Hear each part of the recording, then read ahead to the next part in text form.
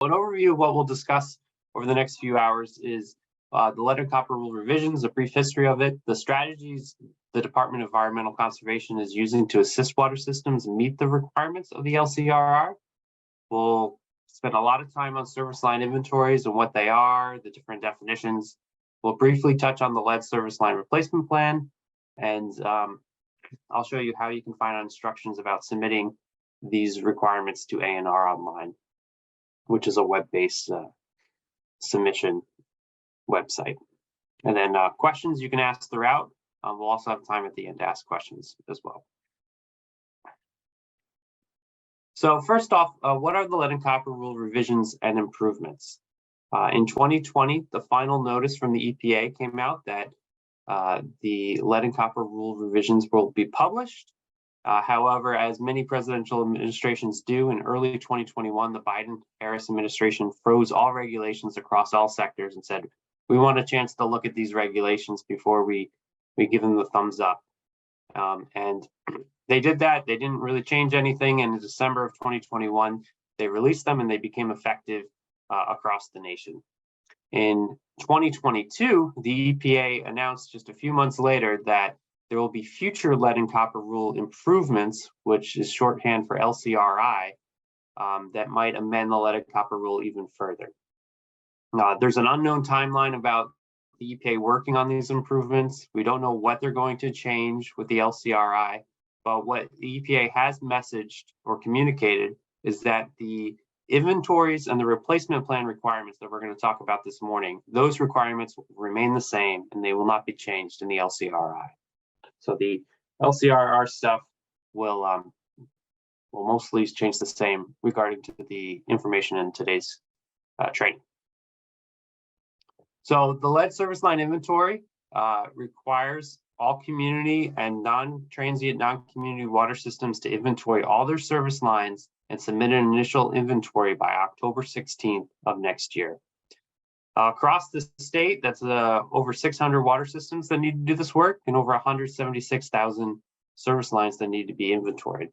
But DEC has 3 different strategies that we're using to help water systems meet this requirement and that due date. The first one for our 70 largest water systems are inventory planning loans. These are for systems that serve greater than 1,000 people. And they're planning loans, so they have loan forgiveness at different rates based on the disadvantaged community status of that water system. You can find more information about this in the 2022 amended Drinking Water State Revolving Fund Intended Use Plan. And if you are one of these qualifying water systems, you've probably already heard from our staff in the Sustainable Infrastructure section or the Water Investment Division staff that manages these loans with their project developers. But again, if you do have questions about this, you can email us at anr.sli@vermont.gov, and we'll be happy to link you up with a particular loan. These are zero interest or low interest loans to help you do your initial inventory. The second strategy that DEC has for this is direct contractor assistance. Over about 600 water systems are eligible for this, particularly systems that serve 1,000 or fewer people. DEC is currently hiring contractors to help operators and water systems complete these inventories. The contractor's work is at no cost to the water systems, but water system operators and the administrative staff of those water systems are expected to participate, especially with the records review and linking the contractors up with homeowners or business owners to allow access to do those visual inspections, which we'll talk about later. The third strategy that we have to help water systems with this is supporting NTNC schools and daycares. There's approximately 150 of these across the state. We have 2 full-time staff members that are going directly into schools and daycares and doing the inventories, doing the visual inspections, and completing the paperwork on behalf of water systems for this initial inventory. Of course, operators and admin staff are also expected to participate in this strategy to help complete your inventory. So that's what we're trying to do to help. Feel free to ask any questions about that if you want to learn more about our assistance programs. But next, we'll move on to the service line, definitions and terms, and what the inventory itself looks like. So this graphic from the EPA is a good visual of where the service line is and how it connects a water main to a home in a typical community water system. We'll use some of these terms across the training today, but one thing that I think is important to note is that EPA defines the service line as the pipe connecting the water main to the interior of a building.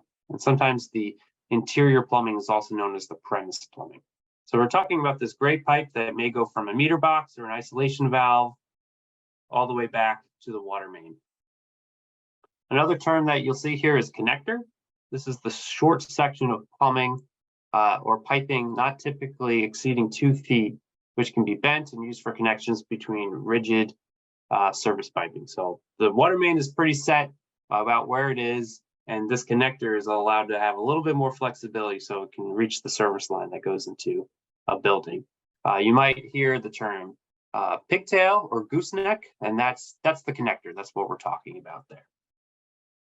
Some other terminology to know is that the service line that needs to be inventoried includes both the system-owned or the utility-owned portion of the service line and the customer-owned portion of the service line. Different water systems have different real property agreements, different types of legal agreements about which entity owns the service line. In some systems, the water system might own the entire service line. In some places, the customer might own the entire service line. No matter what the arrangement is, both sections or the entire service line and the material that it's made up of need to be inventoried to meet the EPA's requirements. So we'll come back to this diagram as we go through the service line inventory to note where we are in collecting the data that the inventory requires. So next is a big picture look at what a service line inventory is, or SLI. You might see it abbreviated throughout the presentation. So these are the different pieces of information or data that the service line inventory has. They're broken up into 5 different categories, from unique identifier, information about the water main, the system-owned portion of the service line, the customer-owned portion of the service line, and then information about the building that the service line provides water to. The items in red or with the asterisks are the required data points that need to be collected in the inventory. And then the other items are optional, which may be useful information for a water system. Since you're already going to be out in the field collecting this information, or you'll have your hands on the records going through these things, it might be a great opportunity to collect this information and put it on the inventory then for asset management purposes. But the only things that are actually required to meet the rules are the items that are in red about the service line. So that is what's required on a service line from a big picture. I briefly want to talk about the 3 different types of inventories that we have. So there are inventories for single building systems, multi-building, and then also non-potable water systems. The single building systems are kind of the catchphrases under one roof. So this might be an elementary school, a condo with multiple units in the same building. This is for a water system that really just solves or just serves one building itself. As soon as you have 2 buildings, you're going to move to the multi-building system, which has its own spreadsheet. This can range from everything from a small manufactured home community, a fire district, and all the way up to a big municipality or city. You can be an inventory that uses a multi-building system. And then the third type, which may accompany the single or multi-building system inventory, is a non-potable water system inventory. At the moment, there's no rules or requirements to replace lead or galvanized lines that may be on non-potable lines, but we are taking the steps to inventorying these non-potable lines at the moment in case requirements change in the future. So these types of non-potable water systems may include water used for industrial processes, fire protection, toilet flushing, irrigation, cooling, anything that may be connected to your water system but used for non-potable surface purposes needs to be inventoried on a non-potable service line. So we have a special spreadsheet for that as well on our webpage to be used to make sure we capture that data, but it's not necessarily regulated the same way as the other service lines. Okay, so now I'm going to move to some scenarios about when you would use a single building or a multi-building service line spreadsheet. So in this example here on the left, we have a well that provides water on one segment of the service line into a storage facility, and then a second supply line into the single building, could be a school. And then you might have a meter or treatment there.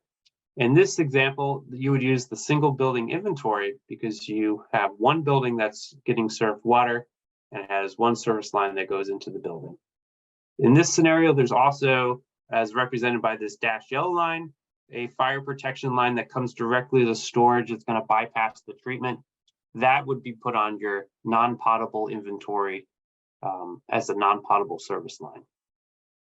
And the reason behind this is sometime in the future, that non-potable line, that fire protection line, may be converted to drinking water at some point. We want to make sure we capture that information to prevent any issues in the future. On the example on the right, we have another single building inventory example where it goes from the well directly into the single building, and then maybe it goes out back to storage and then back again. Still one single building, so we want to use the single building inventory for this purposes. And these are really the only scenarios that we have come up with that you would use a single building inventory, but it does apply for a lot of our NTNC schools and daycares that are out there. So let's now talk about what you would use in a multi-building situation. So here we have a small community system with 20 houses on it. There's a well and a pump at the top, and then it flows downhill to these 20 different houses on the road. You got the water main on all 20 different houses. Here you have 20 different buildings. You're going to use the multi-building service line inventory, and you're going to inventory all the lines, 1, 2, 3, 4, all the way up to 20 on both the customer and the utility portion of the service line. All the locations need to be inventoried, even if the water system doesn't own those mains or lines. It still needs to be inventoried to meet the means of the rule. And the last thing to notice here is this dilapidated building here. If you have a service line that is going to a building that's been abandoned, or the service line is in the ground, but the parcel is vacant, there's no structure on it, the service line is still there, and the service line is what needs to be inventoried. So keep that in mind as you're completing your inventories, that it's about the pipe itself that needs to be inventoried, not if their service is on or off at that location. We also have other scenarios where buildings, especially large buildings such as a hospital, might have multiple service lines feeding water, providing water to the same building. In this case, you still need to inventory both lines. It would be challenging to do that using a single address, but perhaps you can label this as 10 Main Street, Northeast Service Line, 10 Main Street, Southwest Service Line. So you have to have a unique identifier for each service line that goes into a building, but you do need to identify all the service lines that feed into a building. For our next scenario, it's about shared service lines. And the way the rule is written, there are no shared service lines. There might be scenarios in your water system where you would have something out here that you might typically call a service connection or a service line. But for the purposes of the inventory, this is just a really tiny water main.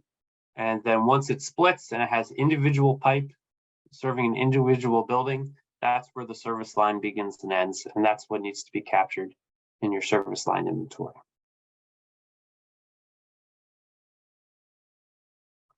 All right, and for the next example is a new image that came out from the EPA just a week ago, which is something we've encountered with a lot of our NTNC systems, and we're calling this service line in series. So for a lot of our NTNCs, our schools, you might have a single well that provides water to the school through a service line underground.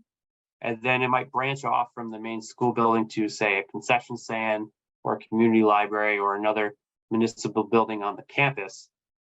Even though these are in series and there may be no meters anywhere, this second line that just feeds this new building, the concession stand, also needs to be inventoried as a second service line for that building.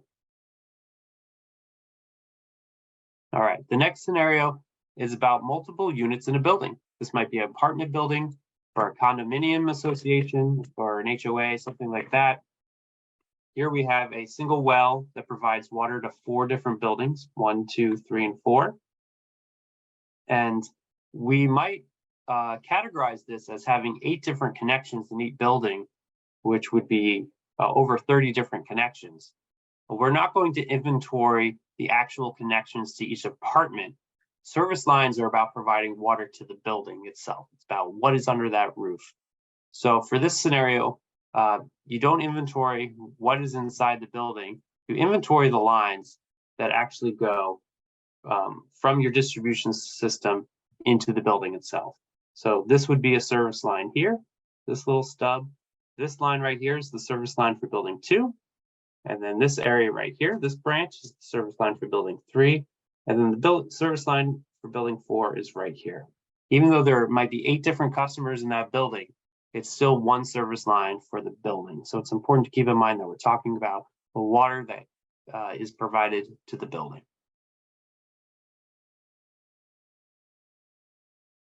Okay, next I'll talk a little bit about consecutive water systems because we have a few of them in Vermont. If the water system is active and it's regulated as its own water system, it has its own water system ID number, then the inventory is required for that water system and it's tracked as its own system, even if it receives water from a larger water system or it's a purchaser of water. The service lines need to be inventoried for that particular water system on its own. If the water system is classified as consecutive exempt, then it's considered part of the supplying water system and all the inventory will be under that large water system. Private lines, however, regardless of the consecutive status, need to be inventoried regardless of the ownership.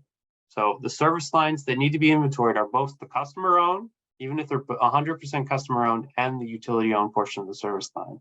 An example of this might be a college campus that has privately owned mains and privately owned service line services. All of those need to be inventoried in collaboration with the water system.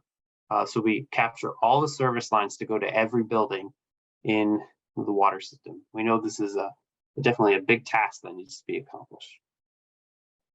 Here's a little visual of consecutive segments. In this example, we have a community water system that perhaps connects to a manufactured home park. And there may be 1 meter right here in the middle that just accounts for all the water that's in the park.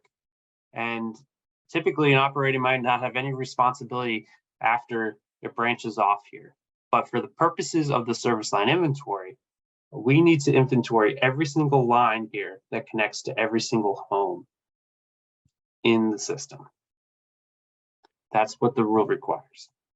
Now, on the other hand, if there's a line here that says this community water system provides water through a purchase agreement, and this manufactured home park is its own water system with its own water system ID, then the responsibility for the water system, the community water system, ends right here. And then this other water system has to do its own inventory, submit its own documents to the state. So that's a little bit of a line in the sand there.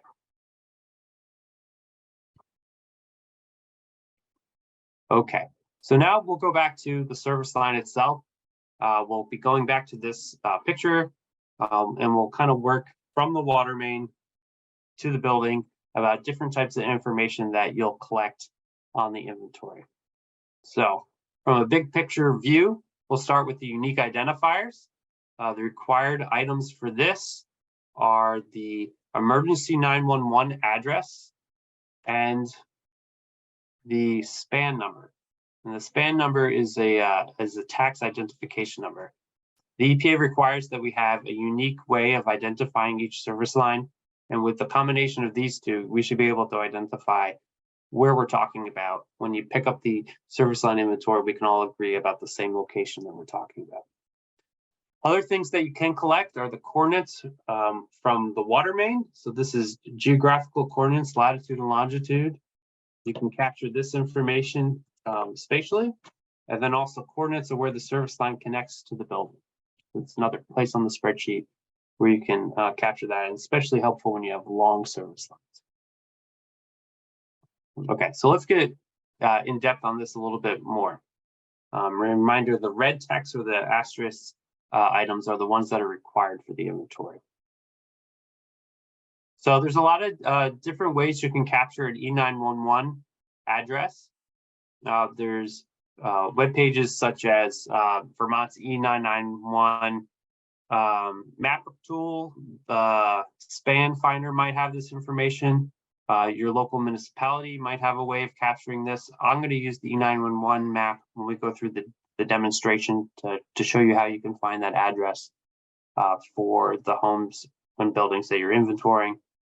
It's important that you use an actual physical address. Don't use any codes that you might have for capturing data in your water system. This is a public-facing document, so it needs to be understood by the public about what we are communicating. Also, don't use the owner's name or the business owner's name. Business transactions happen all the time. The real estate can be bought or sold. You can't put Fred's Diner because tomorrow it might be Luann's Diner. So it's more important to put the actual address. So we know exactly what we're talking about. Another scenario could be is the diner could get knocked down and they put something else up there, but the service line remains the same. So don't use owner's identification and don't use any codes. Use the actual address. The other thing on here is coordinates, latitude and longitude. The numbers in brackets are the ranges for Vermont. So the spreadsheet is smart enough that if you put in a number outside of this range, it's going to kick an arrow back to you and say you're not in Vermont. You put something in a different state to make sure you stay within the boundaries there. We recommend up to 4 decimal places. That really helps you narrow down to what the space that you're actually talking about. So you're not just putting a number that could be for an entire town. There's different ways you can find coordinates. Google Maps is an option, Bing Maps. There's a lot of different mapping software out there that provides GPS coordinates. The screenshot here is a quick snapshot of the GPS coordinates for the Vermont State House. And you see them up on the top.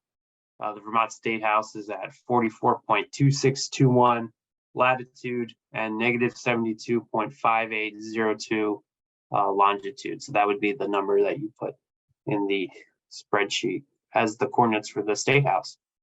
An example of what the error message looks like, if you put it outside of the range, it's going to let you retry that and put that again. But if you don't have time to stress over these longitude and latitude coordinates, don't worry about it because it's not a required item. It's just an opportunity to collect data while you're going through your water system and have it available for later. One of the items that is required is the SPAN number or the school property account number. And this is a unique tax ID tied to the parcel where the service line serves. There's 2 different resources that I can recommend for this. One is the Department of Taxes SPAN Finder. The URL is there on the bottom of the slide. And then this information is also available from the Agency of Natural Resources or ANR Atlas. That link is there as well. I'll do a demonstration of how to use the SPAN Finder. There are some unique situations where the data might not be updated in one of these resources, and every parcel has a SPAN number. So it's just a lack of the computer not keeping up. If you can't find a SPAN number for a particular parcel, the town or city clerk definitely has it on their records so they can collect taxes on that SPAN number. There are some limitations to property span that we understand, but we still capture it because it helps us get to that unique identification of where the service line is serving. One of those limitations is shown on the left. There are multiple SPAN numbers here for each building, which is under one roof in this particular condo situation. There are 4 different span numbers for 226 Lyman Meadow Lane. And that's okay. What we recommend you do is you choose the span that is most correlated to where the service line actually enters the building for this 4-unit condo. Another limitation is on the other end of the spectrum. On the instance on the right, there's one span number for the entire property that has multiple buildings in this condominium association. In this case, you're going to use the same span number for each building that you put into your service line inventory, and that's okay. Okay, so those are the unique identifiers that are put into the service line inventory. Next, I'll briefly talk about the supplying water main and some of the optional information you can put into your spreadsheet. So a reminder, the supplying water main comes down the street typically, is a larger diameter pipe.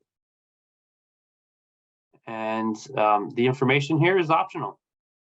And the information that you can put in is about the water main size and the material that it's made out of. You can enter the diameter in inches and then select what type of material it's made out of. But we have a few pre-selected options for the most common options on the inventory, but if you still have wooden water mains out there, you can always select other and then put a comment saying other water mains are made out of wood if you've got some of that older infrastructure still out there. So that was our brief talk about the water main. We're moving further down the distribution system. We'll next talk about the system-owned portion of the service line. So for here, we're talking about the connector material. So the connector being the gooseneck, that's a required piece of information.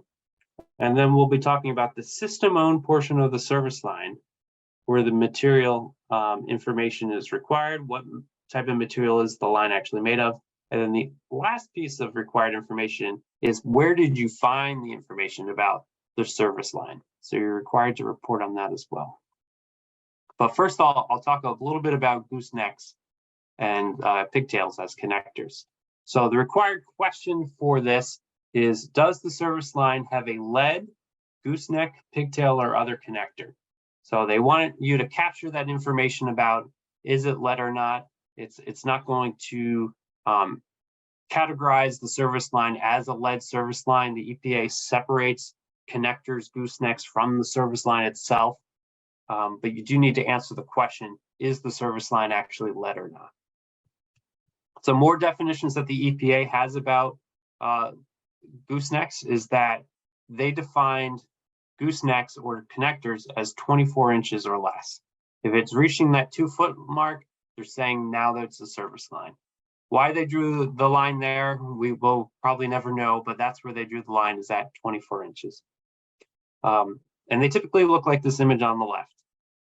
They're very flexible. Lead is very flexible metal. It was a good idea at the time to use them to connect the water main to the service line, and that's where we might see lead goosenecks. Lead goosenecks are not lead bullhorns. You might see this in a basement of a building where it connects to a meter or an isolation valve as it comes in and goes back out again. This is not a connector, but it may be a service line that needs to be inventoried, and you may find these at meters. And then the final definition down here is a little bit of logic that the EPA has put in their rule. We'll talk more about galvanized lines in the future, but a lead gooseneck that goes into 2 galvanized lines does not equal a galvanized requiring replacement line. This is for your information to know how the EPA has decided its logic, but the spreadsheet itself does all this logic behind the scenes for you and makes a determination if a line is galvanized requiring replacement. So somebody just asked the question.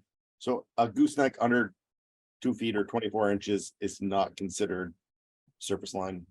That's correct. It's just a connector. Thank you. Okay, here's some more information about connectors that you have to think from an operational perspective. If you're doing maintenance or replacement work and you encounter a lead gooseneck, you do need to replace it if you have a hole in the ground and you're already doing work on your water main. So that's something to keep in mind and why it may be valuable to capture this information about material service the material composition of your connectors. If a customer happens to own the gooseneck, then the system must offer to replace that customer-owned portion of the connection if they're doing any distribution work where the gooseneck may be exposed. But the system isn't required to pay for it if the customer owns the connector itself, but they're required to at least offer to replace it at cost. There are some rules or goals and metrics that need to be met in the lead and copper rule revisions about replacement goal rates. If your sampling reaches a certain point, the thing to know about this is that if you replace a gooseneck, you didn't, by EPA's definition, replace a service line.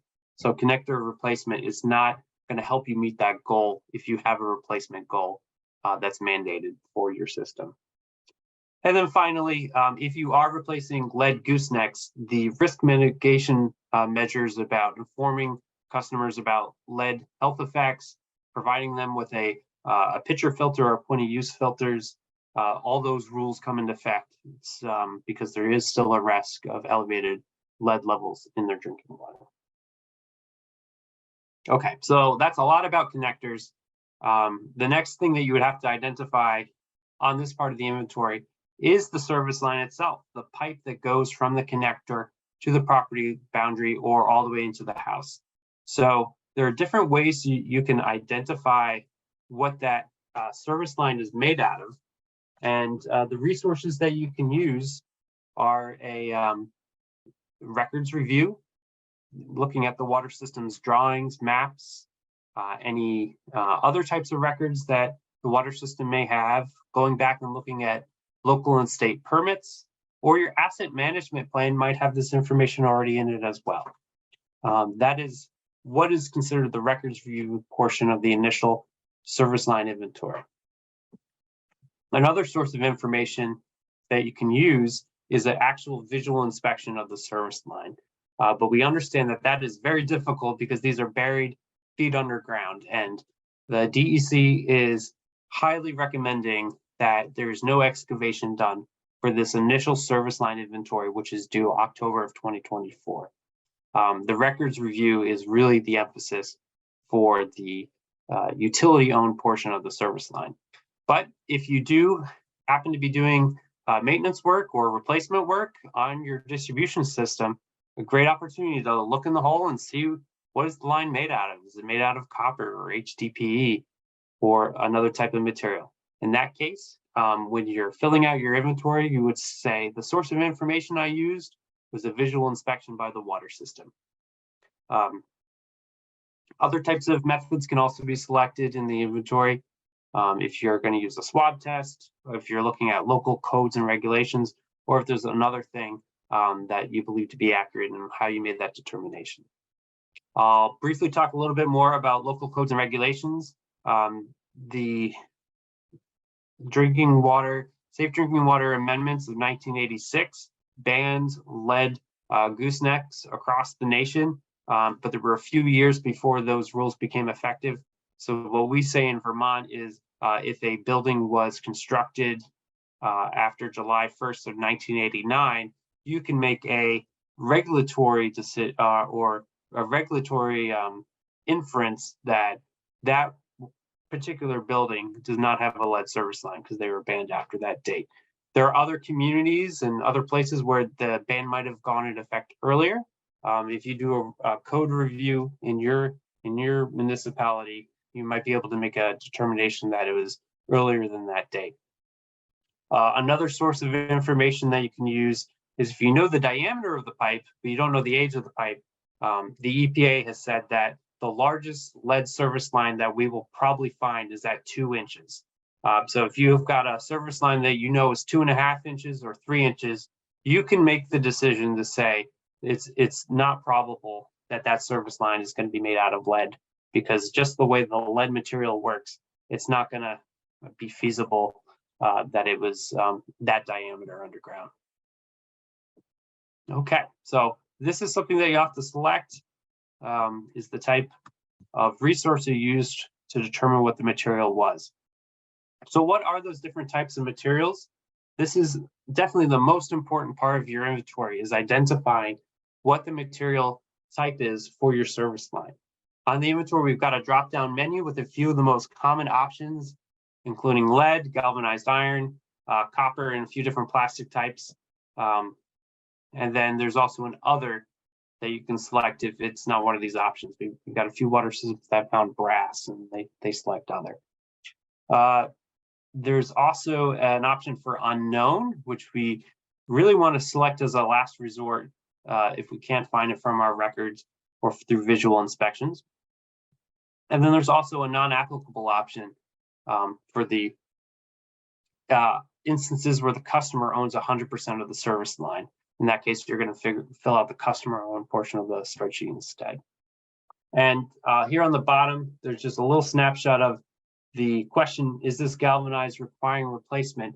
And the spreadsheet will do all the logic for you and tell you yes or no and add it all up at the end. This will be shown in the demonstration in the second half of the training. But I want to talk a little bit about what galvanized requiring replacement is. How's that related to lead service lines? And it all has to do with physics and chemistry. So through different processes like abrasion, corrosion, dissolution, precipitation, the lead from the service line can get dissolved in the water and then stick to that zinc coating on a galvanized line. So if you have a galvanized line that is downstream of a lead service line, the EPA is calling this galvanized requiring replacement, and it needs to be inventoried, and it also needs to be replaced if you meet certain triggers under the lead and copper rule revisions. So that's why we're capturing that information in the service line inventory, because it still provides a lead health hazard. As you can see on the images on the right, the lead starts to scale on the galvanized pipes, and it causes all these flakes, which leaves residue and is another source of lead. Even if the upstream lead pipe is removed at an earlier date and the galvanized remains underground providing water, that lead scale is still there, providing a lead health hazard to the users of that water. Another risk from this galvanized pipe is if there's any disruption near the galvanized pipe, either from excavation or vibrations, those lead scale can chip off and become a particulate in the drinking water. So we're also going to be targeting these galvanized lines in our replacement programs. And here's just some more images explaining what the difference is. I think just from a water efficiency perspective, I wouldn't want all that scale built on my pipe. It's definitely going to decrease how much flow I can get through that pipe. So besides the health hazards, it's also good pipe engineering hydraulics. Okay, so we spent a lot of time talking about the system-owned portion of the service line. A lot is similar on the customer-owned portion of the service line. You're required to know the material of that service line and then where you got the information about that material. And we're talking now about this portion, the customer-owned portion of the service line, from wherever that property boundary is into the building where it either meets the meter or the isolation valve. That is the material that we need to capture. The inventory allows you to select from the same resources of materials about where you got that information of what the service line is composed of. A records review might be feasible for your water system if you've got great information about what was installed when these buildings were erected. A lot of the newer water systems that are only 1 or 2 decades old have this information on hand. But for many water systems, a visual inspection is going to be the best way and the easiest way to understand what is inside these homes and businesses providing water to that building. And now we're going to talk about how you do those visual inspections. So there's a few different tips that we have here, a few different tests that you can do. And I've got a good summary of those on a few slides from now. But just what does lead look like? So lead has these bulbs on the bottom.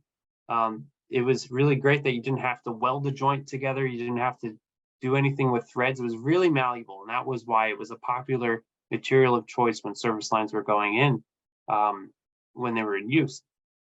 So that's one way that you can identify what lead looks like, is these bulbs that often form at the base. That's a good indicator that you have lead. It has that gray color, gray metallic color, which galvanized iron also has, but you can tell galvanized pipes are different because they have threads at their connections, and they're also magnetic. So here there's a blue magnet sticking to the pipe. There's also two similar types of pipes that have that copper metallic color as well. Copper, we all think we kind of know what it looks like, but it kind of comes in different colors depending on how much patina it's put on copper. But another difference between copper and brass is that brass, like galvanized, also has threads, and that's one way you can tell the two differences apart. Other things that you can look at for lead is its magnetism and its color. And the next slide kind of shows you a few different ways that you can do that. There's a scratch test where if you scratch lead, it will be dull, very soft, whereas galvanized has a different effect on it. And then magnets only stick to steel. So before I move to the next slide, I just I really like this diagram on the left because it shows you the foundation of the building here, where the pipe comes into the street, and then the water meter is right here before it goes to the premise plumbing. So really focusing on where the visual inspection needs to be done just as the service line comes into the building. So this summary from the city of Rockford in Illinois shows the three different tests that you can use to hone in on what the service line material is made out of. The scratch test, which has different effects in different types of materials. The magnet test, which should only stick to a iron pipe. And then the tapping test. If you tap it with a coin or a screwdriver, lead will have a very dull sounding tap. Copper has that metallic ringing, as does galvanized pipes as well. So this is a good resource to kind of figure out where you are. And of course, besides these three different types of metals, you might also have plastic pipe in your water systems, which usually has a good printing on it about what type of PVC, PEX, or HDPE it may be that's usually printed on the pipe, and you can find that by looking at it as well. Another type of visual inspection that you can do that we ask for you to designate differently on the inventory is a lead detection swab. These swabs are primarily used in the lead paint remediation type work. And if you want to go with this option, you want to ensure that the metal of the pipe is actually swabbed, because you can get a false positive if that pipe happened to be painted with lead paint, or there was lead paint in the area and now there's dust on that pipe. So you want to make sure you're actually getting the pipe itself, so you don't get a false positive of some other lead source that might be in the area. The other words of caution about lead detection swabs is that you use an EPA recognized test kit. At this webpage, you can see the three different kits that have been recognized by the EPA and meet their standards for lead detection. And then a final note about, yep, Matt, is there a question? Yeah, there's a question directly to me. Has there been any those swab tests? Has there been anybody noted that those tests might be testing positive for paints and that, as opposed to the lead lines? Have we gotten any notice that has happened? Is there anything out there that's said that, is what they're asking? Is there any reporting that's occurred? I have not heard any reports that people are getting false positives. That's why we just provide it as an option, and we provide guidance that make sure you have a clean surface, you're actually getting the pipe itself, and it's not a dusty area. I'm hopeful that the technicians out there doing this work are following those protocols so they don't get any false positives, and that's why we're not hearing any examples of false positives. Thanks. A final note about lead in distribution materials are lead packed joints. Packed joints usually are on large distribution lines, on water mains itself, like cast iron. These lead packed joints are not classified as lead service lines. So these are not part of the inventory. They don't need to be captured in this effort. So just a note on that particular part of infrastructure. All right, finally, unknown material service lines. So you've done your records review, you've asked to get into a home to look at the pipe in the basement or the crawl space, the utility room, and you've been denied access. That is what we're asking for in this initial inventory, is that you've done the work in the records, you've asked the homeowner multiple times to do that visual inspection, or you've asked them to take a photo and send it to you. You tried alternative ways to confirm what that service line is, because although you can select unknown for the service line, it's not a good best practice to default to unknown.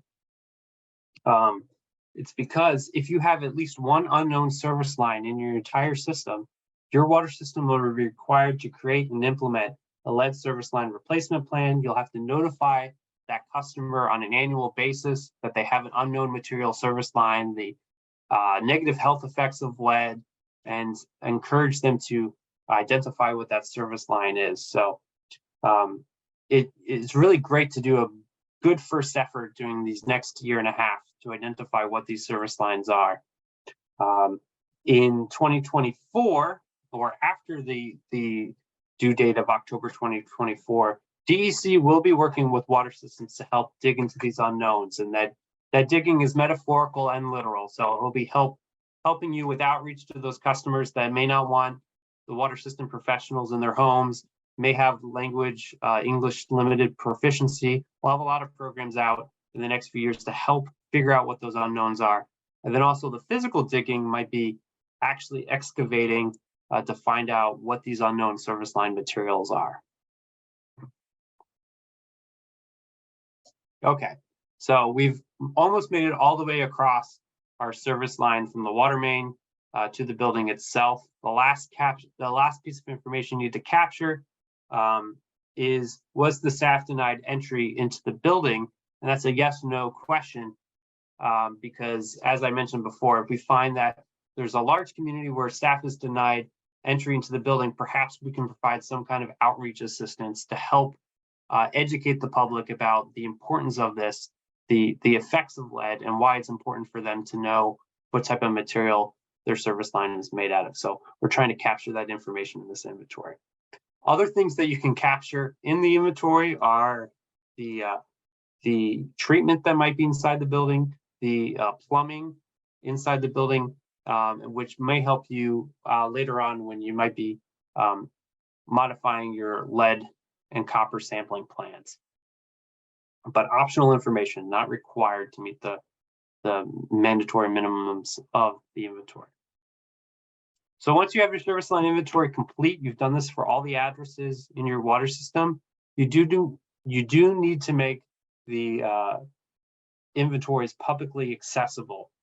And you have to inform your customers on the Consumer Confidence Report how they can access the inventory. Doesn't mean it needs to be on a website, or you don't have to print it out and mail it to them. The only requirement is that if your system serves more than 50,000 people, which is not likely in Vermont, then you have to have it online. Otherwise, you just have to make customers aware that it is publicly available. On a final note about service line inventories, from day-to-day operations, you should update your inventory as more information is discovered. If you're going out and doing meter readings, if you're doing installation or maintenance projects, that's a great opportunity to have the inventory in hand or on a mobile device and verify that the information is accurate and make any changes at that point in time. The official inventory must be submitted to DEC every year or every 3 years, depending on your lead and copper rule sampling frequency. So that's when you're going to make official updates to the state for our records. And then we provide that to the EPA. Okay, well, that's the final note about the service line inventory. When we come back from the break, I'll go through a demonstration of the service line inventory template, going through all these different topics. This is the division's webpage at dec.vermont.gov/water. And there's a lot of information on this webpage in the navigation bar on the left. But the thing I want to highlight is there's these 3 widgets on the top.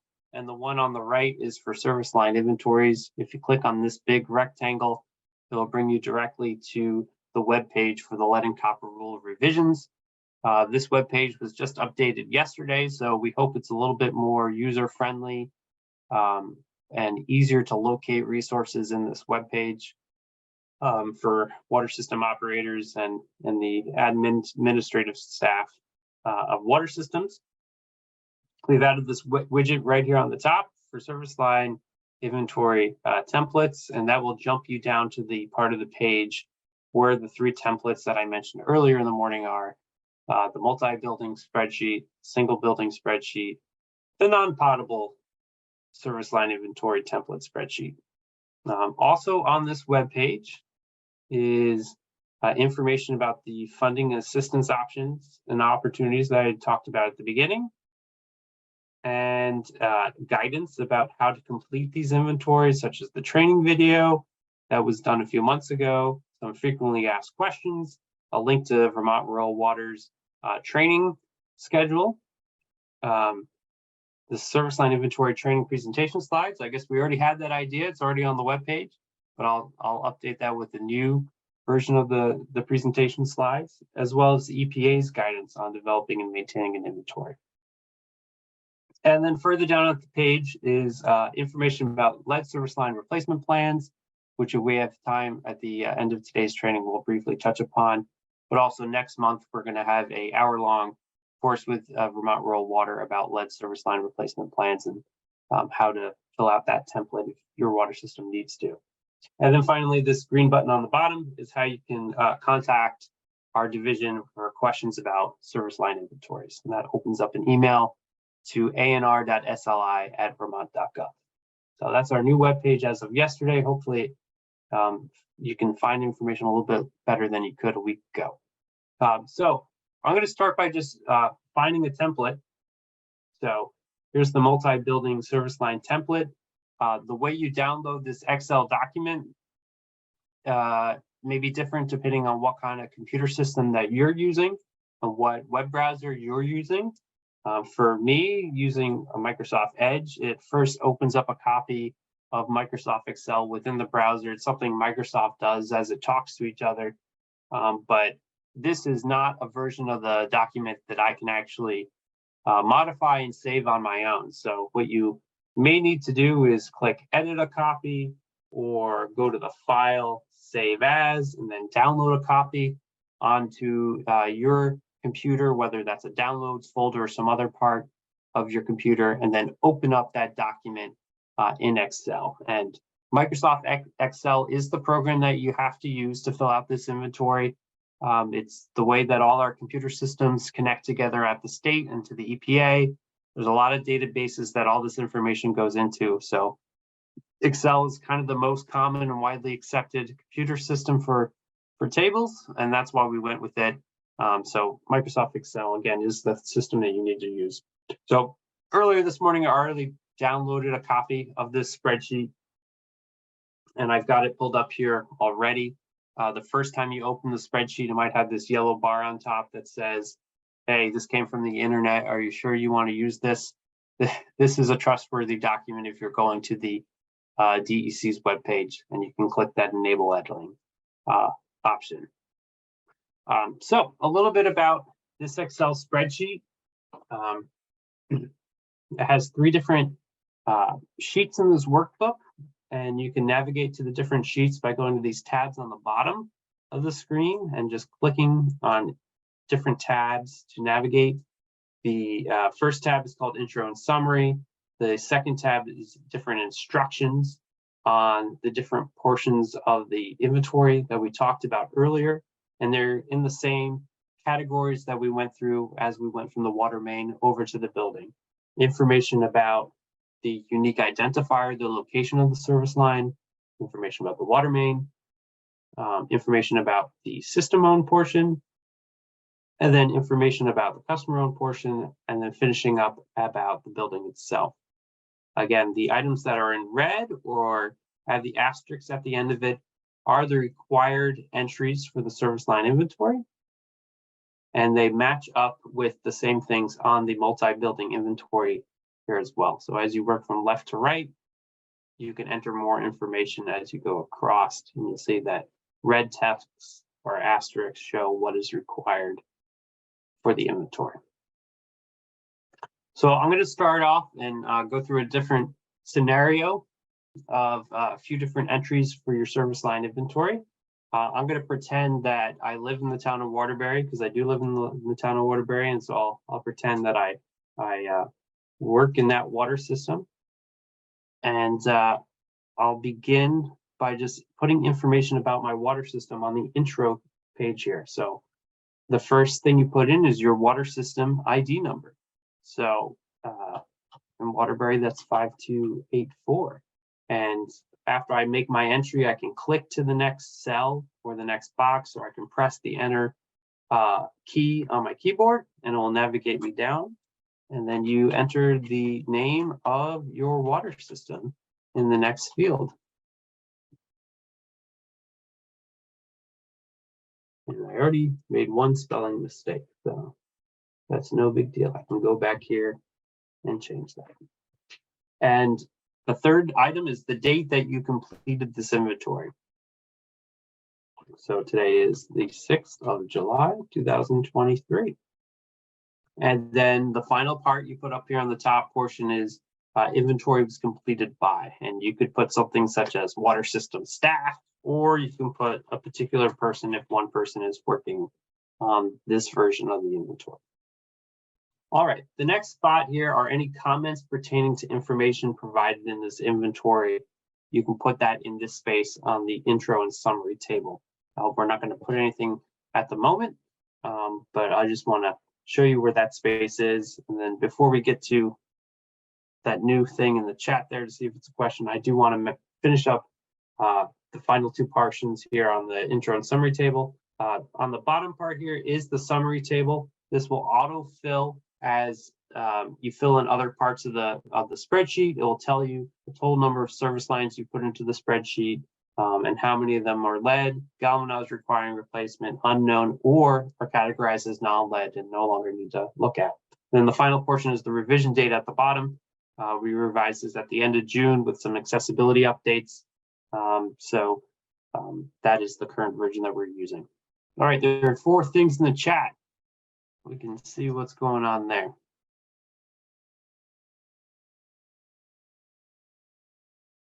We're all good, no questions. Okay. All right, cool. So we already talked briefly about instructions. So this is a good reminder. If you forget what portion of the inventory you're filling in, there's information in here about the details that you should put in there. And then some instructions on the right side here show you that fields will turn orange until properly completed. So we'll have a demonstration of that as I put in the first address. So the first thing that you need to put in is the street address of where your information is for the service line that you're putting in. So I will go to the E911 tool, which I just find by using a search for E911 Vermont map, and you can see the viewer map is there. You can click on that link and that'll bring you to the viewer. So usually it shows up with an entire map of Vermont. You can use these plus and minus buttons on the right to zoom into a particular place. You may also want to use your mouse to drag. You might have a scroll function on your mouse that you can zoom in. As you get closer, it will change from basic colors to more satellite imagery. It might help you navigate to where you are in the state. And then as you get even closer, icons will start popping up, showing you each building on the E911 map viewer. So the example I'm going to do today is in Waterbury on Stowe Street. There's a building here, 92 Stowe Street. If I click on this triangle here, it will have this pop-up that shows me what the picture looks like if there happens to be a Google Street View. It's not for all streets in Vermont, but some of them have it. And then if you click on View Additional Details down here, more information will show up in the sidebar about this property. So if I scroll down here, I'll see that, yep, we're all talking about 92 Stowe Street, and that is in Waterbury. And here's the zip code, and the span number is down here. So I have a lot of information that I can put into my spreadsheet just using this one map tool. So going back to the street address, I'm going to start typing in 92 Stowe Street. And as I finish this, I can again use my mouse to click to the next cell, or I can press the tab button on my keyboard and it advances to the next box. And as I moved off that first address, you can see that the spreadsheet turned some of the white cells to the color orange, which is a hint that these are the required fields that I need to finish in order to accomplish the mandatory minimums of the service line inventory. So the next one is the town or city. I'll type in Waterbury, and the state. I'm going to type in Vermont. There are some water systems that go beyond the bounds of Vermont. They might go into our neighboring states, so that's why this is included here. And then the zip code. I can go back here and look out what is the zip code for this address, 05676. 05676. And then the property span is down here. It's a long digit number, usually with 2 dashes. Now I can highlight that and maybe copy this information. We try to encourage folks to type things into the spreadsheet because it's more likely to prevent errors for the logic that's behind the spreadsheet. But if you do copy and paste something, it's important to choose the option that is just the text itself. And I don't have that option here in this particular example, but let's see here if I can find one.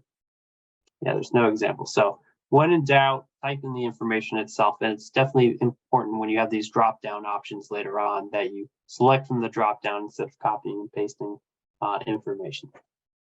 Okay, so I have my mandatory information about where this property is located. Now I have the option of putting information about the coordinates of where the service line connects to the water main. So a way that you can do this is with Google Maps.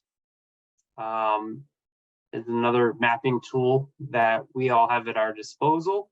Google Maps defaults to this more classic map type of function, and it might be hard to find out where you actually are. But if you see down here on the bottom left, there's a layers option, and you can click that and change to the satellite imagery, which can also help you hone in on where you actually need to be. So here's our address of 92 Stowe Street. And the first thing I might want to capture is the GPS coordinates of where the service line leaves the water main. And I'll do that by clicking the location on the map here, and it will show up as this information right here, 44.3419. So I'll go back over here, type in 44.3419. And that is my latitude mark for where the service line connects to the water main. And then the latitude is going to be the second number, 727475.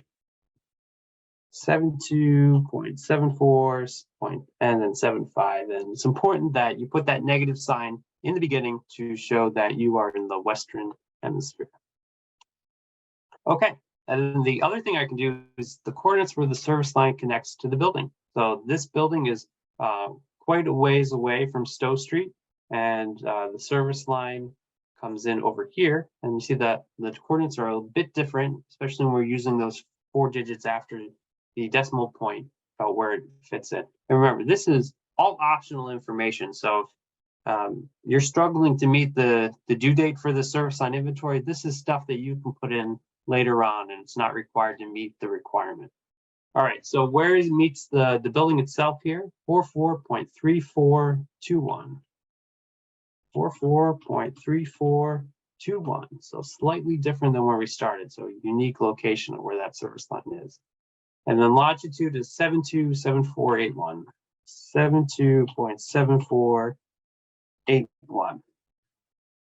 And I got an error message, and it's telling me that I'm out of bounds. And in this case, it's because I forgot to put the negative sign in there. So I can retry that and insert the negative symbol or the minus symbol there.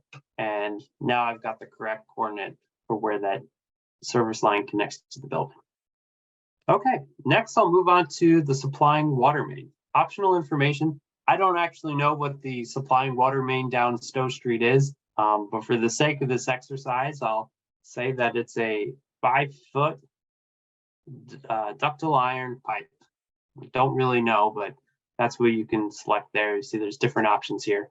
And the drop downs really need to be used when they're programmed into the spreadsheet, or else you can get error messages later on. So as I clicked on these cells, this square with a triangle in it showed up, which means that there's a drop down. If you click on that square, it gives you the most common options for diameter or line material. If your option is not here, you can always select other and then put a comment on the beginning of the spreadsheet over here about saying when other is selected for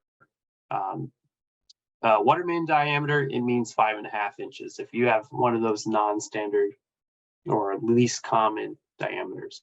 And the same thing is true with line material. We have a few of the more common ones, but then there's also another option.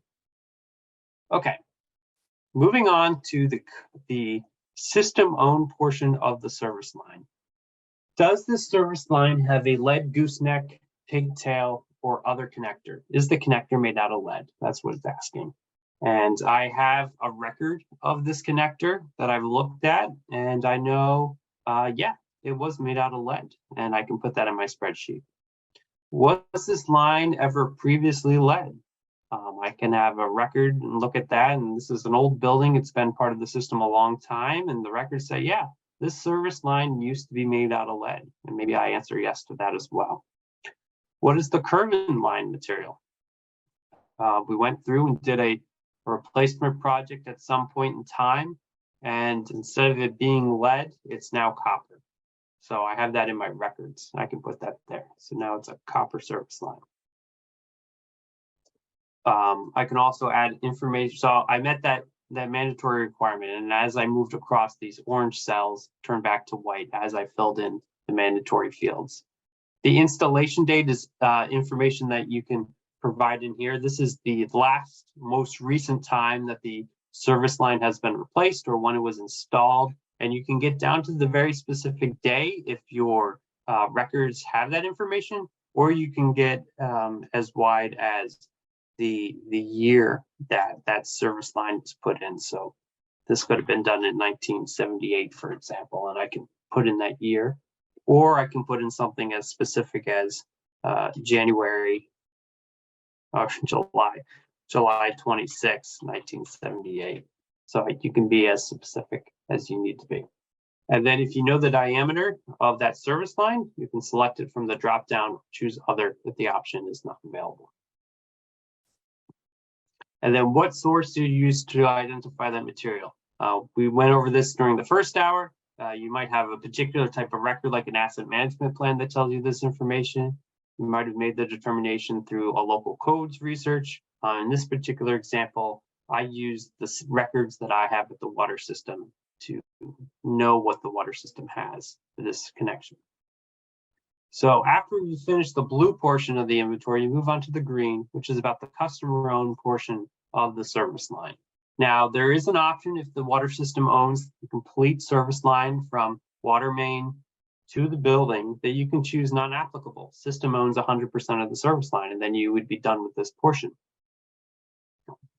If not, you may need to go into the basement, utility room, or wherever, where this line enters and do a visual inspection, do one of those tapping or scratch tests to determine what the line is made out of. For this example, I went in and I looked at it, it was magnetic, and it had some threads. It had that silver gray color to it. It was a galvanized steel pipe, What did I use to identify that? I did an actual visual inspection by me, the water system. The other option here is a visual inspection by the homeowner, the business owner, the property owner. That's when you would choose other. But somebody on our team went out and did that in this scenario. In column V, here you'll see that the galvanized requiring replacement went from white to gray, and now it answers yes. Based on the questions that I answered earlier in the inventory, the logic behind the scenes in the spreadsheet has determined that even though this is a copper line that flows into a galvanized line, because there previously was lead in the system, this is a line that the EPA calls galvanized requiring replacement. And it needs to have further treatment and regulation and notification to the property owner that there is a lead hazard here. So all this logic goes on if you put your information in correctly. All right, next is information about the building type. And the only required question here, were staff denied access to the property or did the owner refuse to respond?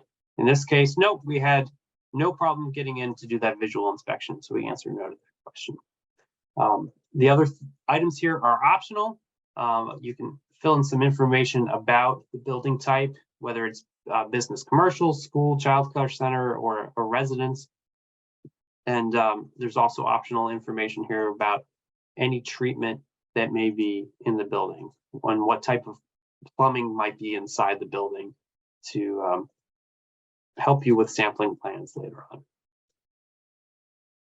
So that's the first address that we've done in our water system as we go on from left to right across the spreadsheet. If we go back to the intro and summary table, you'll see down here on the bottom, it's already adding up the number of service lines you have in your water system. It's capturing that one galvanized requiring replacement line, and then also our grand total of one service line in our water system. So I'll pause there to see if there are any questions, or I'll go on to another example to see how things add up. Somebody just typed in, so do we have to replace the line immediately? I know you've already said something about it, but go ahead. No, you don't need to replace these lines immediately. Galvanized requiring replacement means it qualifies for replacement. If you have to meet a lead replacement goal, there are certain triggers in the lead and copper rule revisions that require water systems to start replacing lines on a rolling average if their samples become are reported above a certain level. And especially with customer-owned portions of the service line, the water system isn't required to replace them. They're not required to pay for the customer-owned portion of the service line, but they are required to offer to replace them. And also, if the customer requests to replace that, the water system does need to do the work, even though they can invoice the property owner for all the work to do that. So the only requirement would be if you meet that trigger where you have to start doing replacements across your water system. And for example, if the corrosion control that you might have at your treatment starts not doing the work that it needs to be doing, or if the customer requests their portion of their line to be replaced, then you would be required to replace it. What are some other things?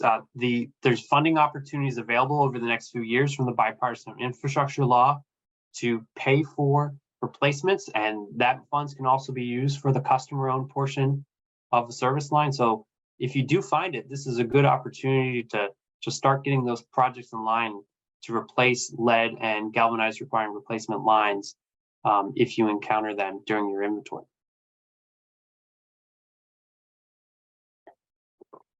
Okay, any other questions? Is requesting to enter the premises mandatory for customer service line? Yes, water systems are required to at least ask to do a visual inspection, but customers do not have to let you in. But you are required to at least ask. And then if they say no, then you put that in the spreadsheet that you were denied access. But you need to make a good faith effort to visually inspect the customer-owned portion of the service line. Okay, good question.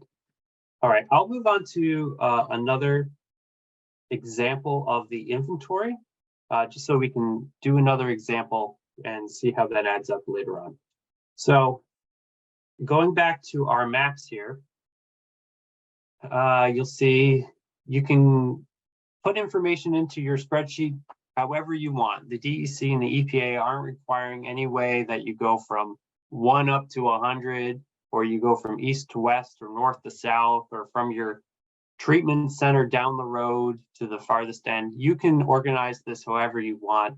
In this particular example, I guess I'm going to go down the street to, or I'll go across the street to 93 Stowe Street. So going back to my spreadsheet, I'll type in 93 Stowe Street. And now that I have some information here already, it's going to be easier for me to move across, because the town, the city, the zip code, some of these things are going to be the same. But one of the unique things is going to be the property span information. So clicking again on my E911 map, I can see there's 93 Stowe Street. I can view additional details here, and here's the span number for that property. And this is one of the places that you have to be careful how you paste the information in. Now, for this example, I'm not going to put the longitude and latitude in. It's optional. I don't need to do that. But I do need to answer these orange celled questions. So through my records review, I'm going to say no gooseneck made out of lead at this property. This property never had a lead service line. The current line material is made out of copper. I don't have any records about when that was, but I do know that it was copper on this street. And I do, I try to get into this customer's basement to take a look at what it looks like, but I can't get in. So they refuse to look at it. I don't have any records about what's on the customer-owned portion of the service line. So yes, I was denied access, but the current line material is unknown. I don't know what that is. And what sources did I use to use this? The answer is I don't have any source to look at any of this information, so I'm going to choose other. And I'll look all the way across. I've answered all the mandatory questions for this service line. When I go back to my cover page, my summary table, I'll see here that a new service line has been added to my total. It is an unknown service line, which also needs to be tracked and reported to the EPA. And my grand total is 2 service lines from the water system. So the logic is working behind the scenes to do all this math for us. I'll do one more example and see if that brings up any questions for anyone. In this example, I'll do 94 Stowe Street.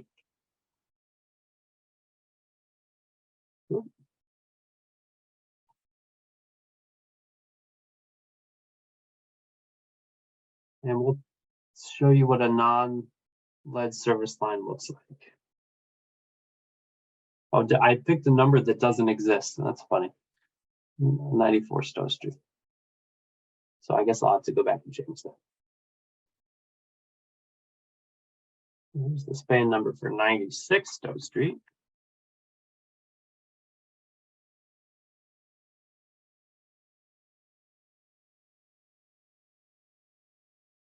Okay. And this particular scenario, again, these are all hypothetical.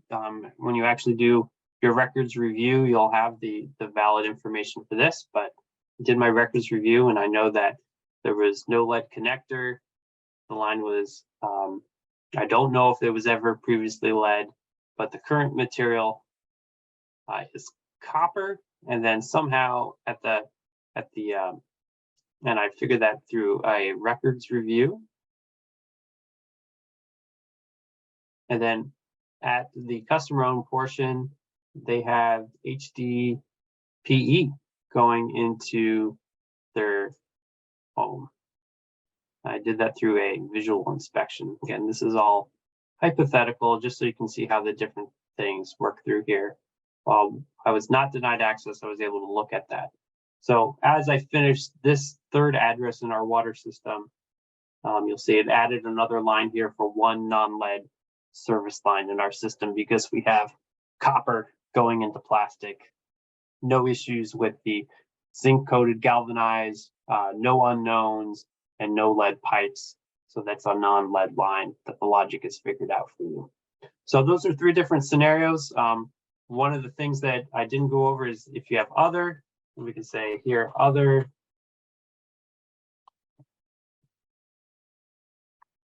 or information source means no information available.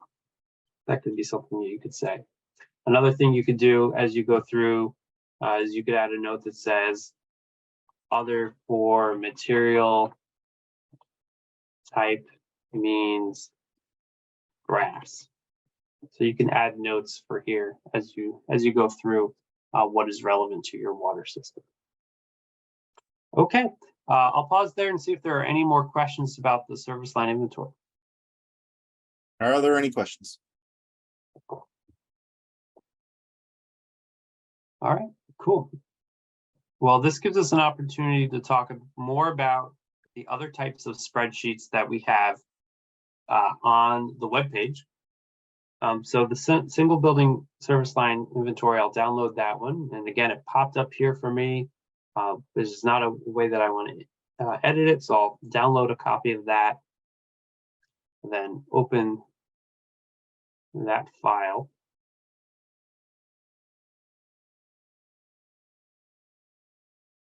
So it's a few differences with the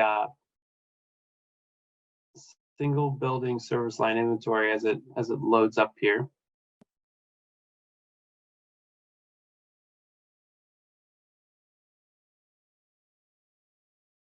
Is that instead of saying customer owned or service or system owned portion of the service line, it will ask you about segment 1 or segment 2. Let's see, why is this taking a while to download?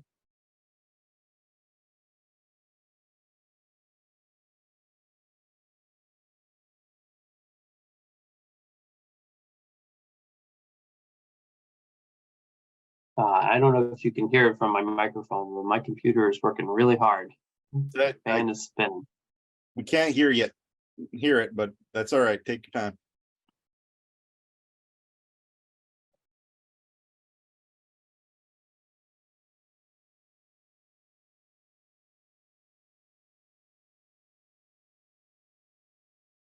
So while Bruce's computer is working, which is fine, a couple of things. Remember, October 16th, 2024 is the due date for this to be submitted through the website, through the ANR reporting website. It's all that information, directions, guidance, all of that is online on the service line inventory website. Okay. There we go. We're back here with the single building inventory spreadsheet. A lot of the first page looks the same, where you put in information about your water system and then the table calculates things on its own. The instructions are slightly different, but familiar, because there's a few different terminology here about the service line. But the single building service line inventory is different in that it asks about current building service line material, and then you can choose the first type of material that the component is made out of, and then you can select the second material service. And you can choose non-applicable if your service line is made out of one material. So it's not going to ask about system owned or customer owned. It's assuming that since you only have one building in your water system, it's an NTNC school, the system owns everything on its own. The rest of it is pretty similar. It calculates galvanized requiring replacement. It asks you what material you use, what sources they use to identify the material. But it is just a little bit different that I wanted to briefly show that. Okay, and then the other type of inventory is the non-potable. I'll briefly show what the non-potable spreadsheet looks like here. Again, the beginning part of it looks pretty similar. The instructions are familiar, but a little bit different. And then the major difference here is that you'll have to select what is the non-potable use for that service line that has non-potable use. And we have the four most common options here: fire protection, non-consumptive industrial, irrigation, flushing toilets, and then of course you can always select other and put a comment on the first sheet if it's one of those other types of uses that aren't listed. And then the same questions are asked here is about the connector. Was it ever previously lead? And otherwise it looks pretty similar, but of course we're not asking questions about the internal plumbing of the building because this is just for non-potable use. You're not going to be doing any sampling in the future of your non-potable line to meet compliance regulations. Okay, so that brief look at the non-potable and the single building spreadsheet, which are pretty similar to the multi-building use spreadsheet, but are less likely to be used by water systems across the state. Okay, well, again, feel free to ask questions as we go through. I'm going to move a little bit further since we have some time here about lead replacement plans and also funding that's available for this requirement. I briefly talked in the first hour that we have opportunities for loans, our staff going out to NTNC schools and daycares, and then also contracted support to help water systems meet this requirement. And all that funding is through the bipartisan infrastructure law funds, which are available for the next few years. Some notes about these funds is that these funds cannot be used for partial lead service line replacement. So if you have lead in the customer-owned portion and lead in the utility-owned portion, federal funds can only be used if you're replacing both portions at the same time. If you do have a scenario where it's copper and then lead, that's still considered a full service line, lead service line replacement. If you leave that copper in the ground and you just replace the lead with new copper or plastic, that is also eligible. Currently, federal funds may not be used for plumbing and fixture replacement in community water systems. If you have lead or galvanized lines that need to be replaced there. However, federal funds can be used in the interior or the premise plumbing replacements for nonprofit NTNC systems if other state revolving fund eligibility requirements are met. So just a brief overview of some of the rules around federal funds in the state revolving fund program. Another highlight for our webpage. This is the long URL for the particular webpage about service line inventories. There you can find, like I showed you, information about service line inventory templates, and then lead service line replacement plan templates, other guidance, how-to instructions on how to do this work. So briefly, with some time that we have remaining, I'll talk about lead service line replacement plans. In case your water system has at least one lead, one galvanized replacement, or one unknown material service line, if you have at least one of any of those three, you'll be required to create and submit a lead service line replacement plan by that deadline of October 16th, 2024. And we'll have an hour-long training on this next month with Vermont Rural Water. But here are the 7 sections that you'll be required to complete on that replacement plan, which DEC has a template that is on our webpage for you to fill out and then submit on ANR Online.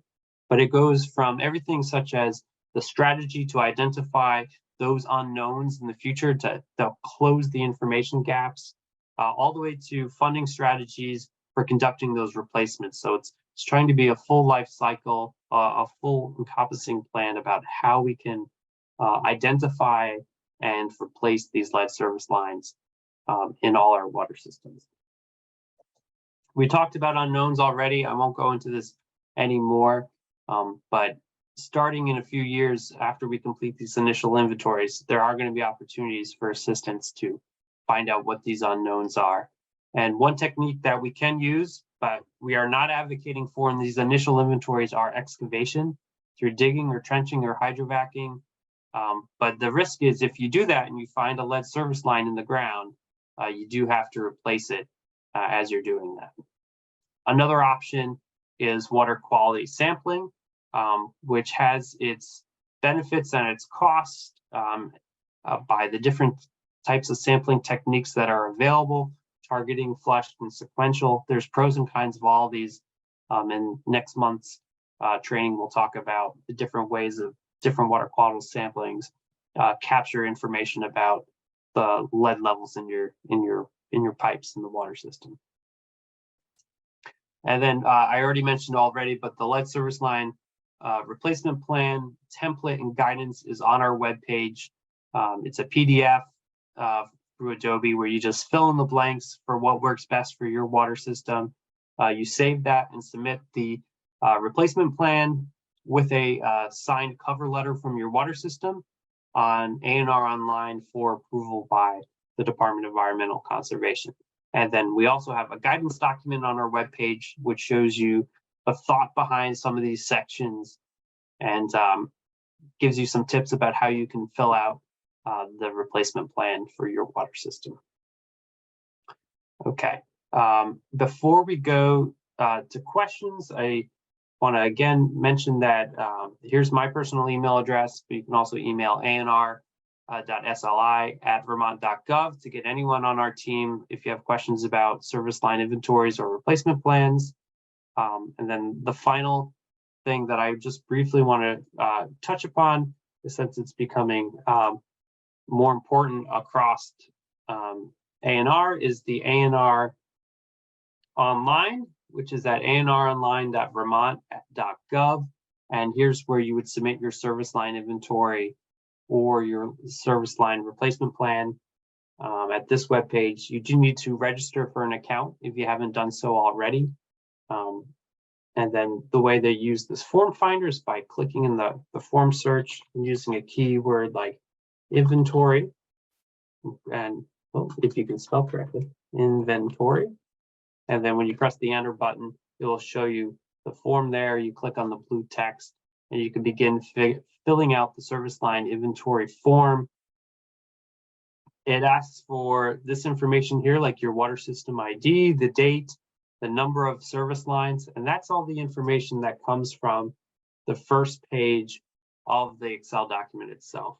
So you'll take this information that's calculated for you in the spreadsheet and you'll enter it into the online form. And then as you go through the submission process, there'll be prompts to upload the Excel document to the web form. So it can be submitted to the state, and then it also eventually, after we review and approve, it communicates to the EPA for their regulatory oversight of our programs. The great thing is, if you work with a consultant, or if you're one of those 600 water systems that qualify for contracted assistance, the contractors that DEC is hiring will do all this data entry for you. They'll submit the form on ANR Online for you, so you don't have to navigate for this, or maybe you can kind of ask to sit behind their shoulder as they do it, so you can learn how to use ANR Online, which the department is transitioning over to for a lot of our submissions.